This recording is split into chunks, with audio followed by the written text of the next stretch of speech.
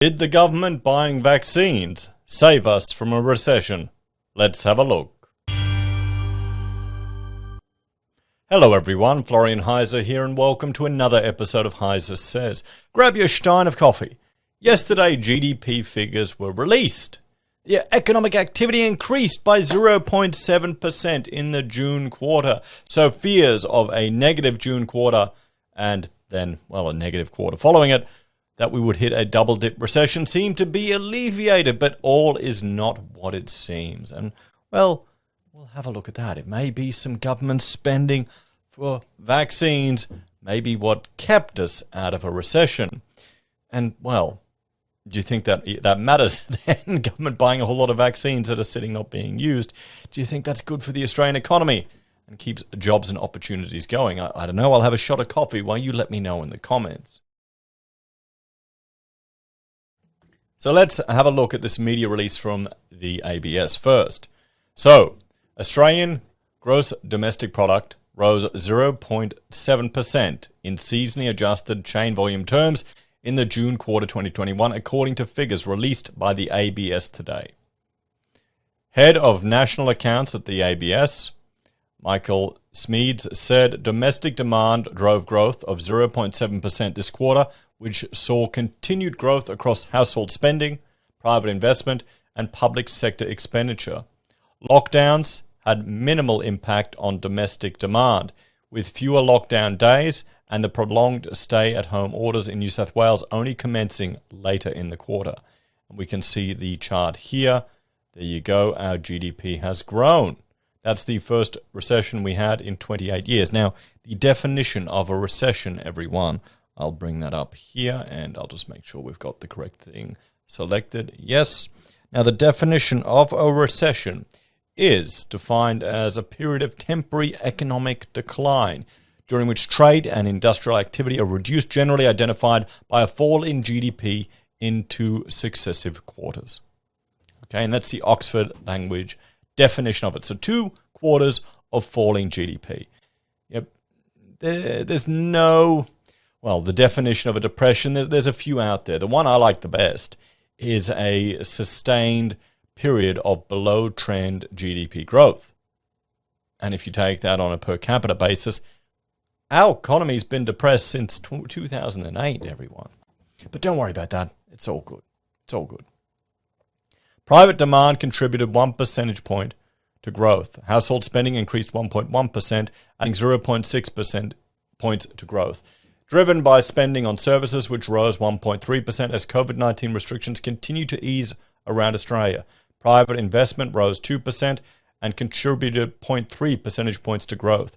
Dwelling investment increased for the 4th consecutive quarter, rising 1.7%, reflecting continued demand since the introduction of the home builder scheme. We're starting to see, approvals. Building approvals are starting to drop off. So, remember that home builder scheme, that's future work that's been pulled forward. Housing activity continued to contribute to growth. Ownership transfer costs rose for the 4th consecutive quarter, rising 10%. Public demand contributed 0.7% to growth, driven by continued investment in state and local infrastructure projects. Government spending rose 1.3%, driven by health-related expenditure. Interesting. Gross value added for the health index rose 2%. Net trade detracted from growth, driven by falls in exports of mining commodities, reflecting disruptions to both coal production and transportation of iron ore to ports. Mining operating surplus rose 16.9%, its 3rd consecutive rise, reflecting strong commodity prices. The terms of trade rose 7% in the quarter and 24.1% throughout the year. The household savings to income ratio fell slightly but remained elevated at 9.7% as household spending rose and household income fell.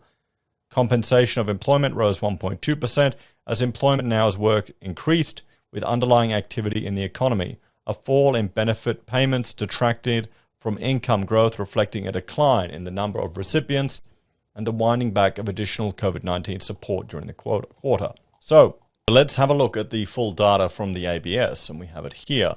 Now, if we scroll down, there's a few things we want to look at. GDP rose 1.4% over from 20 to 21. The economy rose 0.7. Terms of trade up 7%. Household savings ratio decreased to 9.7 from 11.6, so we're not saving as much.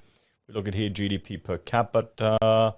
There you go. It's up significantly over that period, where from March to June, in that period, it was down. 2020, we're not surprised there. So the GDP rose 0.7 this quarter, reflecting continued easing of COVID-19 restrictions, as we see here. If we keep going down, terms of trade are slightly down. But here's an interesting one. Here we go. We've got changes in inventory. We've got it going up here. So if you have a look here, public demand, have a look here at how much that's increased. And these are the contributions to the growth in GDP. Now, let's have a listen to this clip here from the ABC, which I think is very, very relevant to this. Private sector inventories were exceptionally weak, but unexpected growth in government inventories in the 3 months to the end of the June helped save the day.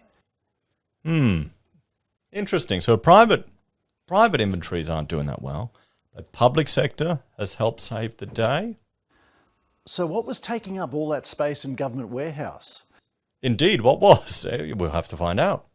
Westpac reckons it may have been the expanding stockpile of unwanted AstraZeneca vaccines. Let's just play that again. May have been the expanding stockpile of unwanted AstraZeneca vaccines. So is that the government? Is that what has helped push us out of a potential recession? Remember the definition of recession, everyone. We need 2 quarters of economic growth. And there was some concern that Australia might hit a double-dip recession if this quarter here was negative. We wouldn't have been in a recession. Well, some sectors are. Some people feel like we're in a recession. It's quite unequal. But, if this quarter was in a recession and now the one we're in now is definitely going to be in one because of what's happening in New South Wales and Victoria, we would have had a double-dip recession. So it looks like they may just have gotten out of it. But is it just the technicality, guys? Buying a whole bunch of vaccines, do you think that's really contributing to GDP? Is it useful for the economy? Is it creating jobs? Is it creating opportunities? I mean, GDP is a terrible way to measure the economy, everyone. It's a terrible, terrible metric. It's not the most useful, but it's the one that everyone knows about. It's the one that all the politicians love, guys. It's the one that the reporters talk about all the time. So what is the solution? What is the takeaway to all of this? Well, let me jump on my... Still? Well, you've got to see here. If GDP... it probably still was okay. There's a prediction that it may have kept us out of recession or may have just bumped it up that little bit higher. Remember, our growth has only been 0.7%. But if it has contributed enough where we should have been in recession, that's not a confident sign for how the economy is actually going. Because, then we pretty much are in it. There's a lot of sectors that are in recession right now. There's a lot of people that are feeling a lot of pain. Hopefully the economy will reopen by the end of the year, will rebound, and things will be good. But it's depending on where you are in the country too. I mean, look here at Queensland. I've done another video today where we're looking at property in southeast Queensland skyrocketing because people from Melbourne and Sydney are flooding to Queensland because they want to get out of their states. So there you go, guys. What's the solution? What's the advice? I would suggest if you're in an industry that's in trouble, that you potentially may lose your job, look at getting a diversity of skills, a diversity of income streams, try to retrain, look at different ways you can earn money, and number 1, get a real tight control on your budget. Get those debts paid off and get rid of all the luxuries.